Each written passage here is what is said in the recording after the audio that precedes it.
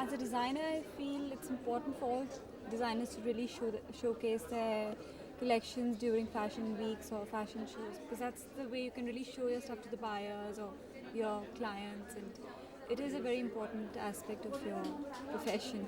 What different did audience find in Monisha Bajaj's collection this year?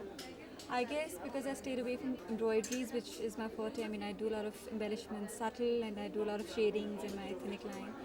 And I stayed away from that deliberately because I've just done that. I concentrated basically on westerns and weaves and interesting textures and things like that, because that's not what I've done in the past. And basically keeping in mind the Indian market as well as the Western market.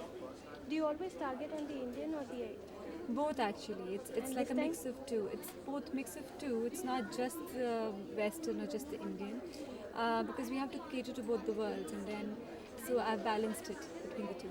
If they say there's always a space of improvement, what expectations do you have for the next year's Lakme Fashion Week? I think every year they've taken a step further. Like this year, they were a little more organized and learned from their past experiences.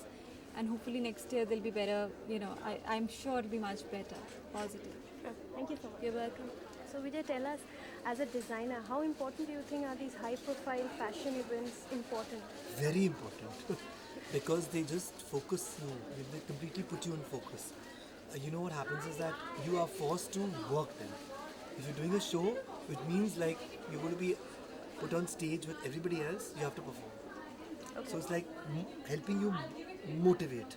Okay. Yes. What different was your collection this time? Anything different or any change? We followed international trends, like looked at forecasts and stuff, and tried to change it to the Indian audience, to look at things and try to Indianize them.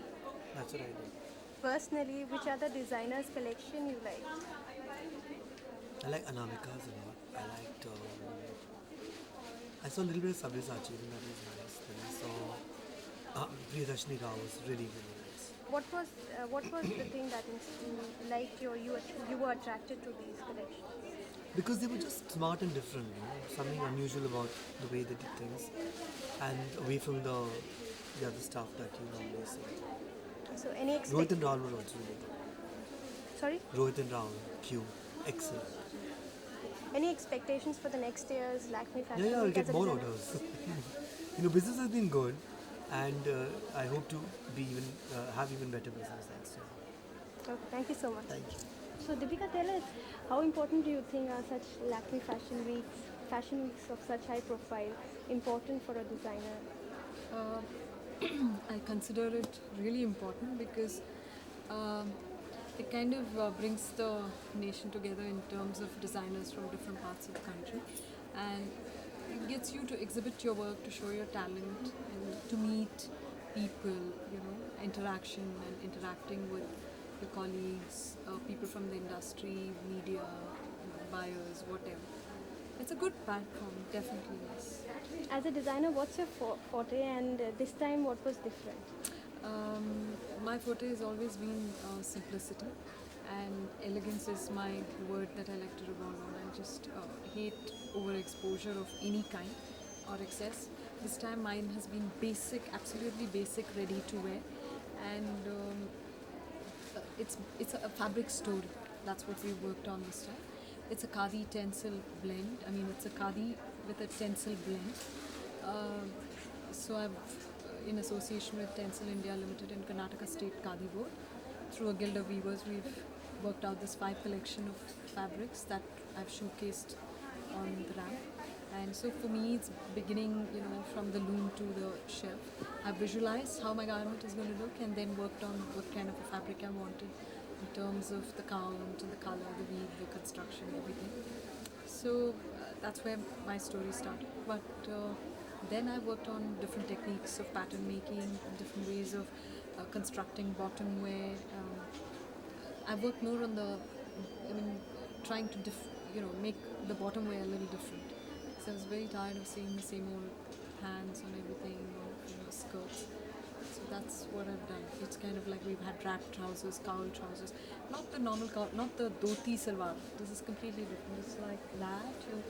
You just no zippers, no buttons, no nothing, just tie up. So that's nice, and it kind of goes with a short shirt. You can make it look casual, you can have a long tunic and make it look formal. So kind of use that kind of technique, and variations of that particular technique. I used a lot of it.